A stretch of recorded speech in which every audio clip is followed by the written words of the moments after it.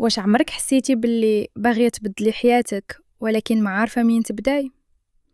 واش كتقولي ردا نبدا وغدا كيبقى غير تأجيل؟ في هاد لا فيديو غادي نهضر معاك على خطوات بسيطة ولكن فعلا كتقدر تبدل حياتك من الصفر بلا تعقيد وبلا ضغط. السلام عليكم، أنا هاجر ومرحبا بك في قناة ذات الهمة، رافقتك في رحلة تغيير وتطوير الذات. في هاد الفيديو غادي نهضروا على موضوع مهم بزاف: كيفاش تبداي تغيري حياتك من الصفر.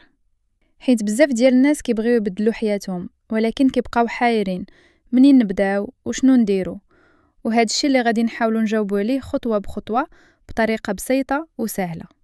اول حاجه، البدايه ما خاصهاش تكون مثاليه. اكبر خطا كيديروا الناس هو كيبغيو البدايه تكون مثاليه. مثلا كيقول انا غنبدا نقرا كتاب كل نهار، ولكن الحقيقه هي البدايات كتكون ناقصه، وهذا الشيء عادي. الا بغيتي تبداي غير بداي، حتى الا كانت الخطوه كتبان صغيره بزاف. تاني حاجه، بدلي عاده وحده فقط، مثلا شرب الماء اكثر، او تنقصي من السوشيال ميديا شويه، تقراي صفحه واحده من القران يوميا، او تتمشاي مده 10 دقائق. هادشي كيبان بسيط ولكن راه هو خطوه صغيره لنتائج كبيره. ثالث حاجه، حيدي عليك الضغط ديال خاصني ننجح بسرعه.